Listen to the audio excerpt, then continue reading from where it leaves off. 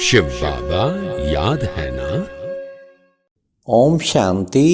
सुनते हैं 15 जुलाई 73 के अव्यक्त बाप दादा के मधुर महावाक्य। आज की अव्यक्त वाणी का टाइटल है लगाव और स्वभाव के बदलने से विश्व परिवर्तन।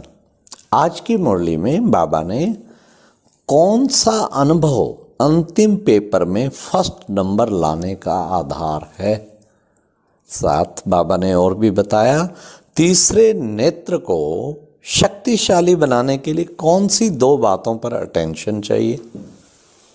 साथ साथ बाबा ने ये विश्व को जो बदलने की जिम्मेवारी है आप पर, ये कब बदलेगी, और लास्ट इस रावण की लंका को आग कब लगेगी। तो सुनते हैं 15 जुलाई 73 की मुरली।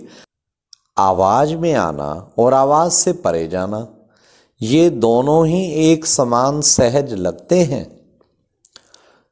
या आवाज से परे जाना मुश्किल लगता है। वास्तव में सब धर्म शांत स्वरूप होने के कारण आवाज से परे जाना अति सहज होना चाहिए। अभी अभी एक सेकंड में जैसे स्थूल शरीर द्वारा कहीं भी जाने का इशारा मिले तो जैसे जाना और आना ये दोनों ही सहज अनुभव होते हैं ना, वैसे ही शरीर की स्मृति से बुद्धि द्वारा परे जाना और आना ये दोनों ही सहज अनुभव होंगे।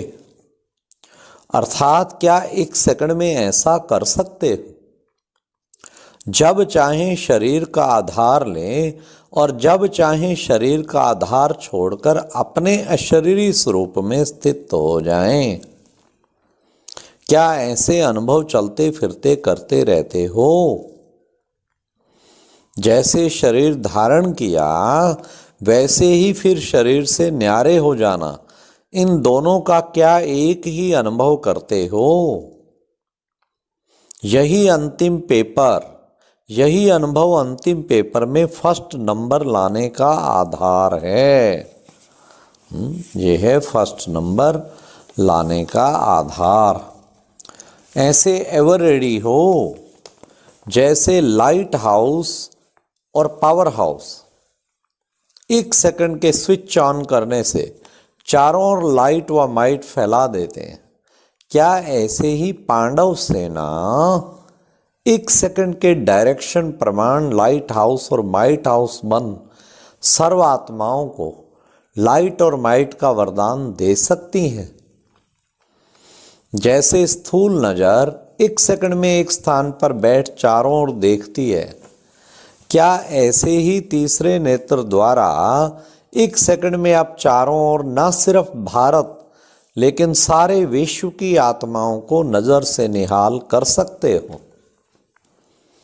जैसे सरल और सहज रीति से स्थूल नेत्र द्वारा नजर फैला सकते हो, क्या वैसे ही आप नजर से निहाल कर सकते हो। गायन भी है ना, क्या एक सेकंड में तीसरा नेत्र खोलने से विनाश हो गया, विनाश के साथ स्थापना तो है ही ना। बाप के साथ साथ बच्चों का भी तो गायन है ना। क्या तीसरा नेत्र ऐसा पावरफुल है जो दूर तक नजर जा सके। जैसे स्थूल नेत्र की नजर कमजोर होती है तो दूर तक नहीं देख सकती, क्या वैसे ही अपने तीसरे नेत्र की शक्ति देखते रहते हो।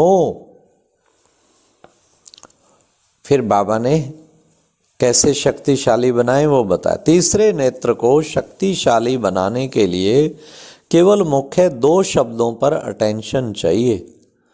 तीसरे नेत्र में कमजोरी आने की भी वही दो बातें हैं। तो कमजोरी लाने के दो शब्द हैं, एक लगाव और दूसरा पुराना स्वभाव।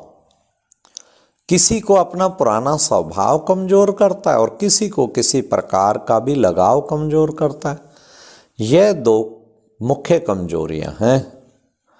इसका विस्तार तो बहुत है। हर एक का कोई ना कोई लगाव है, हर एक में नंबरवार परसेंटेज में अभी तक पुराना स्वभाव भी है।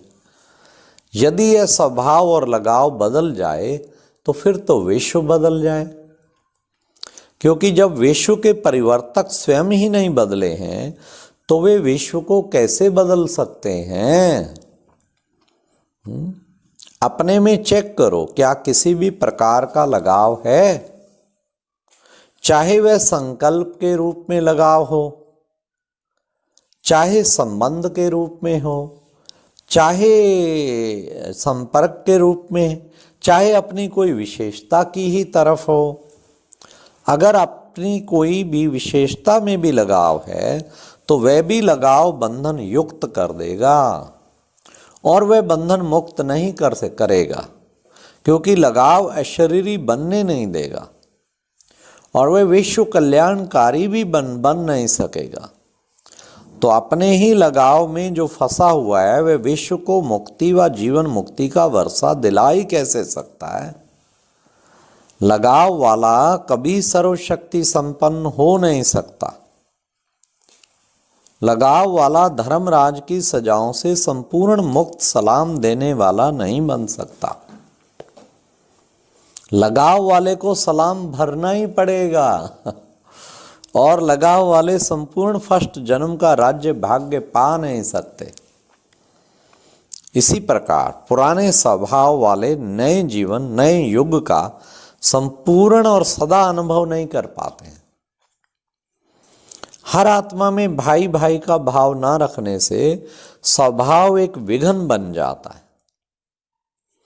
विस्तार को तो स्वयं भी जानते हो, लेकिन अभी क्या करना है? बाबा ने कहा विस्तार को तो तुम बच्चे भी जानते हो, अभी क्या करना है?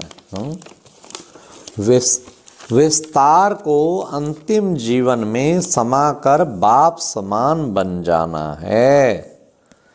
ना कोई पुराना स्वभाव हो और ना कोई लगाव हो, जबकि तन मन धन सभी बाप को समर्पण कर दिया तो देने के बाद फिर मेरा विचार, मेरी समझ और मेरा स्वभाव, यह शब्द ही कहां से आया? क्या मेरा अभी तक है या मेरा सो तेरा हो गया? जब कहा मेरा सो तेरा तो मेरा मन समाप्त हो गया ना। मन और तन बाप की अमानत है, आपकी तो नहीं है ना। मेरा मन चंचल है, यह कहना कहां से आया? क्या अभी तक मेरापन नहीं छूटा? मेरापन किसमें होता है? बंदर में। वह खुद मर जाएगा लेकिन उसका मेरापन नहीं मरेगा। इसलिए चित्रकारों ने महावीर को भी पूंछ की निशानी दे दी है। महावीर लेकिन पूंछ जरूर है। तो ये पूंछ कौन सी है? लगाव और स्वभाव की। जब तक इस पूंछ को आग नहीं लगाई है तब तक लंका को आग नहीं लग सकती। तो विनाश की वार्निंग की सहज निशानी कौन सी हुई? इसी पूंछ की आग लगानी है। जब सभी महावीरों की लगन की आग लग जाएगी तो क्या यह पुराना विश्व रहेगा? इसलिए अब सभी प्रकार के लगाव और स्वभाव को समाप्त करो। जैसे विनाशकारी आत्माएं विनाश के लिए तड़पती हैं, क्या ऐसे ही आप स्थापना वाले विश्व कल्याण के लिए तड़पते हो? ऐसी सेल्फ सर्विस और विश्व की सर्विस, इन दोनों के लिए नए नए इन्वेंशन निकालते हो।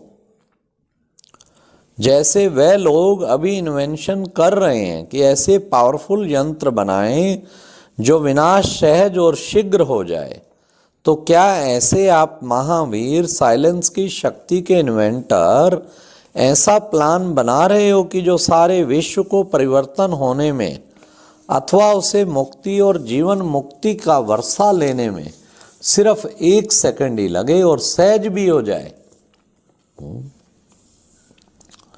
तो बाबा ने कहा सहज भी हो जाए और 1 सेकंड ही लगे। आप मुआफिक इतने वर्ष ना लगे। तो ऐसी रिफाइन इन्वेंशन से एक सेकंड में नजर से निहाल, एक सेकंड में दुखी से सुखी, निर्बल से बलवान और अशांति से शांति का अनुभव करा सको। क्या ऐसे रिफाइन रूहानी शस्त्र और युक्तियां सोचते हो कि एक सेकंड में उनका तड़फना बंद हो जाए, जैसे बम द्वारा एक सेकंड में मर जाए, वैसे एक सेकंड में उनको वरदान महादान दे सको? क्या ऐसे महादानी और ऐसे वरदानी बने हो? क्या सर्व की मनोकामनाएं पूरी करने वाली कामधेनु बने हो? अब क्या स्वयं में कोई कामना तो नहीं रही हुई है ना? अगर अपनी कोई कामना होगी, ध्यान से सुनना, अगर अपनी कोई कामना होगी तो कामधेनु कैसे बनेंगे? कामधेनु केवल वही बन पाएगा जिसकी अपनी कामनाओं पर विजय प्राप्त होगी। अब सुनिए, कामना कौन सी? मेरा नाम हो, मेरी शान हो, यह कामना भी नहीं हो। समझा? ऐसे एक सेकंड में तीसरे नेत्र द्वारा विश्व को नजर से निहाल करने वाले, एक सेकंड में अशांति और दुख से पार ले जाने वाले, लगाव और स्वभाव को अतीत कर्मातीत स्थिति में स्थित होने वाले, मुक्ति और जीवन मुक्ति के वर्षे के प्राप्ति के जीवन में सदा रहने वाले मुक्त और जीवन आत्माओं को, जीवन मुक्त आत्माओं को बाप दादा का याद प्यार और नमस्ते। और अब यह एक बहुत अच्छी वीडियो भी जरूर देखें।